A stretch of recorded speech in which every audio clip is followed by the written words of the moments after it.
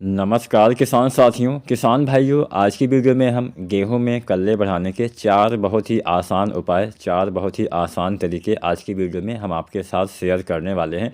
तो आज की वीडियो पूरा किसान साथियों ज़रूर देखिएगा और कोई भी सवाल हो, कोई भी सुझाव हो तो आप नीचे कमेंट भी कर सकते हैं। चलिए ज़्यादा समय नहीं लेते हैं, जानते हैं वो चार बातें हमें क्या क्या ध्यान देना चाहिए, कौन कौन सी हमें सावधानियां बरतनी चाहिए। सबसे पहली बात, अगर आप कल्ले बढ़ाना चाहते हैं तो गेहूं में जिंक का इस्तेमाल करिए। अब जिंक कैसे डालना है, कितनी मात्रा में डालना है, कब डालना है, किस तरीके से डालना है, संपूर्ण जानकारी मैं आपको दे देता हूं।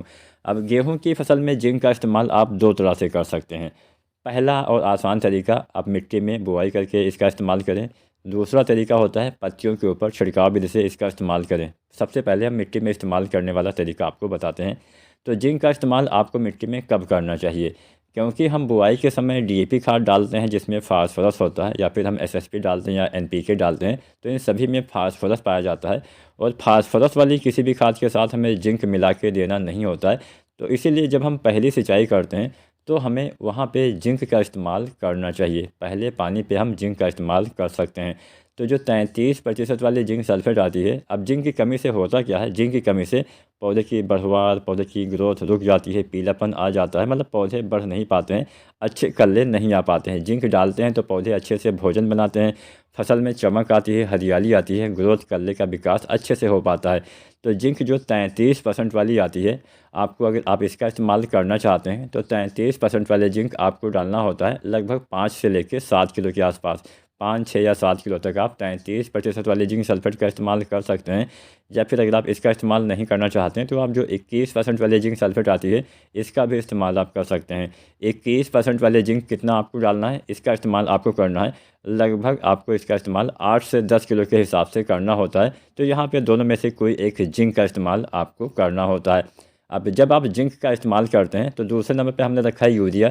इस समय आपको यूरिया का इस्तेमाल करना चाहिए। अब पहले पानी पे, जैसा कि मैंने बताया, आपको जिंक का इस्तेमाल करना होता है। और पहला पानी हम कब लगाते हैं, गेहूं की फसल में पहला पानी हम लगाते हैं लगभग 21 से 25 दिन पे। इस अवस्था में हमें पहली सिंचाई करनी है और पहली सिंचाई पे हमें जिंक के साथ में यूरिया खाद का प्रयोग करना है। 33% वाली 5 से 7 किलो या 21% वाली 8 से 10 किलो जिंक डालिए, साथ में आपको यूरिया 40 से 45 किलो, यानी लगभग एक बैग यूरिया का इस्तेमाल आप करिए। यहाँ पे जो हम खाद की मात्रा आपको बता रहे हैं या फिर बताएंगे आगे, वो 1 एकड़ खेत के हिसाब से बताएंगे। तो जो भी हम खाद बताएं, समझ लीजिए 1 एकड़ में इतनी मात्रा आपको डालनी है। तो यहाँ पे यूरिया आपको 40 से 45 किलो, साथ में जिंक, ये दो चीज़ें आपको पहले पानी के बाद 2-4 दिन, 4-5-6 दिन बाद आपको इस्तेमाल कर देना है। मतलब जब आपके खेत में खाद डालने लायक हो जाए तब आपको पहली सिंचाई के बाद यूरिया डाल देना है और जिंक डाल देना है। हमेशा सिंचाई के बाद यूरिया जिंक डालिए। कई बार क्या होता है कि जब हम इसका इस्तेमाल करते हैं तो हम मान लीजिए पहले से, मतलब सिंचाई से पहले हम जिंक और यूरिया डालें या फिर कोई भी खाद डालते हैं, तो जहाँ पे हल्की मिट्टी होती है वहाँ पे लेंचिंग वाली समस्या हो जाती है। मतलब पानी के साथ खाद भी नीचे चली जाती है, जिससे हमारे पौधे की जड़ें ज़्यादा नीचे तक तो जाती नहीं है, तो वहाँ पे आपके पौधे का, मतलब खादों का इस्तेमाल पौधे नहीं कर पाते हैं। तो लिंचिंग से बचने के लिए भी आपको यूरिया बाद में डालना है। साथ में कोई भी खाद, चाहे जिंक अगर आप डालते हैं तो इसका इस्तेमाल भी सिंचाई के बाद 21 से 25 दिन तक सिंचाई करिए। और 2-4 दिन के बाद, 5 दिन के बाद, 1 सप्ताह बाद आप यूरिया के साथ में जिंक का इस्तेमाल अगर आप कर देते हैं, बहुत ही अच्छा लाभ मिलेगा। अच्छे से कल्ले आएंगे, नाइट्रोजन की पूर्ति होगी, इसके साथ साथ आपके खेत में जिंक की पूर्ति भी होगी, सल्फ़र की पूर्ति भी हो जाएगी। बात सल्फ़र की हो रही है तो यहाँ पे हम सल्फ़र की भी बात कर लेते हैं। नंबर 3 पे हमने सल्फ़र को ही रखा हुआ है, लेकिन उससे पहले हम यहाँ पे जिंक का छिड़काव से प्रयोग करना जान लेते हैं। अब जैसा कि मैंने आपको बताया था शुरुआत में, जिंक हम दो तरह से डाल सकते हैं। पहला तरीका होता है मिट्टी में इस्तेमाल करना, दूसरा तरीका होता है पत्तियों के ऊपर छिड़काव करना। अब दोनों में आपको क्या फ़ायदेमंद रहेगा, अगर आप छिड़काव करते हैं तो थोड़ा कम मात्रा ही लगती है, लेकिन आपको 2 बार डालना पड़ेगा। मतलब अगर आप जिंक का इस्तेमाल मिट्टी में करते हैं तो केवल एक बार में काम चल जाएगा, लेकिन वहीं अगर आप छिड़काव जैसे इस्तेमाल करते हैं तो 2 बार आपको जिंक का इस्तेमाल करना पड़ेगा। कितनी बार करना है, 2 बार। कब कब डालना है ये भी जान लीजिए। पहली बार पहले पानी के बाद, दोबारा से दूसरे पानी के बाद आपको जिंक का इस्तेमाल कर देना चाहिए।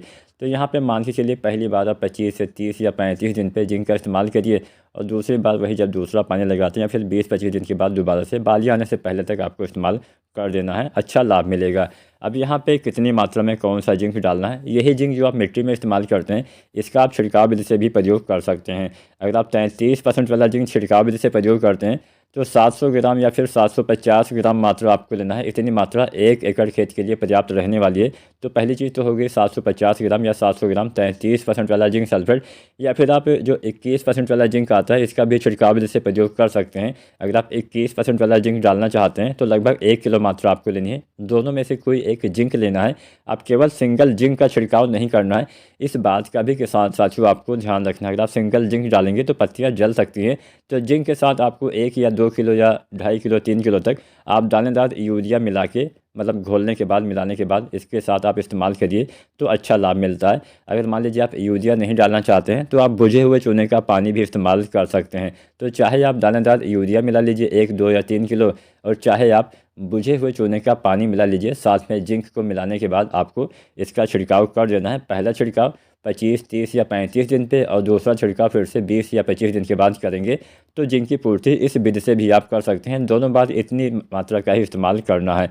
तो यहाँ पे थोड़ा ये सस्ता पड़ जाएगा। तो अगर आपका मतलब अगर आप छिड़काव कर सकते हैं तो आपको छिड़काव ही करना चाहिए। छिड़काव वाले में फ़ायदा ये होता है कि ये जल्दी काम करता है। मान लीजिए आपके खेत में, गेहूं के खेत में जिंक की कमी के लक्षण दिखाई देते हैं, तो ऐसी अवस्था में आपको मिट्टी में जिंक नहीं डालना होता है। ऐसी अवस्था में आपको छिड़काव विधि अपनानी चाहिए। इसका असर बहुत जल्दी होता है, बहुत जल्दी ये काम करने लगता है। तो यहाँ पे हमने जिंक का दोनों मतलब तरीका आपको बता दिया, कैसे आपको मिट्टी में इस्तेमाल करना है, कैसे इसका छिड़काव करना है। हमने यूरिया खाद के बारे में भी आपको बता दिया। पहले पानी पे यूरिया आपको कितना डालना है, 40 से 45 किलो, साथ में जिंक डालना है। और दूसरे पानी पे भी यूरिया 40 से 45 किलो के हिसाब से आपको डालना होता है। अब जहाँ पे सिंचित अवस्थाएं होती हैं, अगर आप सिंचित अवस्था में गेहूं लगा रहे हैं, जहाँ पे अच्छे सिंचाई के संसाधन हैं, नमी वगैरह अच्छे से रहती है, तो बुआई के समय भी यूरिया 20-22 किलो यानी आधा बैग आपको डालना चाहिए। साथ में डीएपी वगैरह भी डालना चाहिए। पोटास भी अवश्य डालिए। अच्छा पैदावार पाना है तो पोटास का इस्तेमाल गेहूं की खेत में या फिर किसी भी फसल में आपको अवश्य करना चाहिए। तो ये तो बात हो गई यूरिया जिंक के बारे में। अब हम जान लेते हैं सल्फ़र। अब सल्फ़र का क्या काम है, हम सल्फ़र क्यों डालें, सल्फ़र डालने से फ़ायदा क्या मिलता है। बहुत ही आसान भाषा में मैं आपको समझाऊँगा। जो आप यूरिया डालते हैं, अगर आप यूरिया डालेंगे तो उसका जो लाभ, मतलब जो आप यूरिया अपने गेहूं में इस्तेमाल करते हैं, उसका लाभ हमें 20 से लेके लगभग 40 या 50% ही मिलता है। मतलब उसमें जो नाइट्रोजन आपके पौधे ले पाते हैं 20 से 50% ही ले पाते हैं। अब 50% तब ले पाते हैं जब आप सल्फ़र का इस्तेमाल करते हैं। मतलब सल्फ़र डालने से नाइट्रोजन की क्षमता बढ़ जाती है। अगर आप सल्फ़र को यूरिया के साथ मिला के डालते हैं तो जो आपके पौधे नाइट्रोजन लेंगे लंबे समय तक लेते रहते हैं, और धीरे धीरे आपके पौधे लेते हैं, जिससे इसका जो असर है काफ़ी दिन तक बना रहता है। ज़्यादा नाइट्रोजन आपके पौधे को मिल पाता है। अगर आप केवल यूरिया डालते हैं तो बहुत कम लाभ, आप मान सकते हैं लगभग 40%, 35% ही जो आप यूरिया डालते हैं वो आपके पौधे ले पाते हैं। मतलब आधी से ज़्यादा यूरिया तो आपकी ऐसे ही ख़राब हो जाती है, बर्बाद हो जाती है। तो आपको चाहिए कि यूरिया के साथ अगर आप सल्फ़र मिला के डालते हैं तो अच्छा लाभ मिलता है। सल्फ़र के भी बहुत सारे कार्य होते हैं। सल्फ़र से भी हरापन आता है।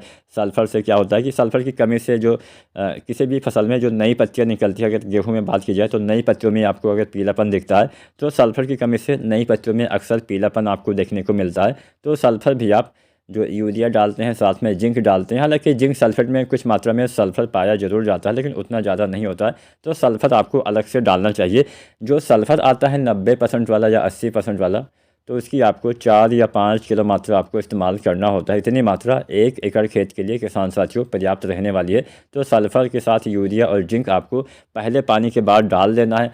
आपके गेहूं में आपको बहुत ज़बरदस्त कल्ले का फुटाव देखने को मिलेगा। आपको गेहूं की फसल में हरियाली देखने को मिलेगी, अच्छी ग्रोथ, कल्ले का फुटाव, ये तमाम चीज़ें आपको देखने को मिलेंगी।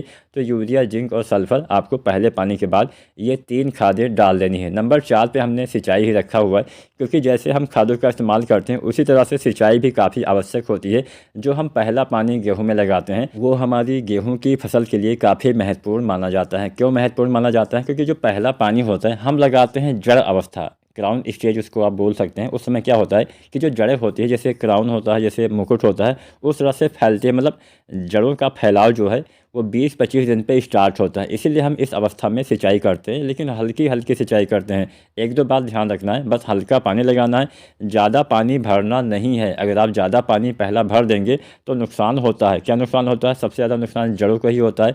हम ये पानी क्यों लगाते हैं? हम यह पानी इसलिए लगाते हैं ताकि जड़ों का विकास सही से हो सके। ज़्यादा पानी होने से इसके उल्टा होता है, जड़ विकास नहीं होता है। सबसे ज़्यादा नुकसान जड़ों को होता है। जब जड़ को नुकसान पहुँचेगा तो आपके पत्तियाँ, जो पौधा है उसको नुकसान पहुँचेगा। फिर पत्तियों को क्या होता होता है कि पत्तियाँ आपकी पीली पड़ जाती हैं, पत्तियों में पीलापन देखने को मिलता है। ये पीलापन जल्दी ख़त्म होने वाला नहीं होता है, चाहे आप कुछ भी कर लें ये पीलापन जल्दी नहीं जाता है, ये ऑटोमेटिक बहुत दिन तक ये पीलापन रहता है। इसके साथ साथ कल्ले, बढ़वार, फुटाव ये सब बंद हो जाता है, निकलता ही नहीं। पौधे की बढ़वार की बात ही छोड़ दी जाए, पौधे में कल्ले निकलने की बात ही छोड़ दिया जाए।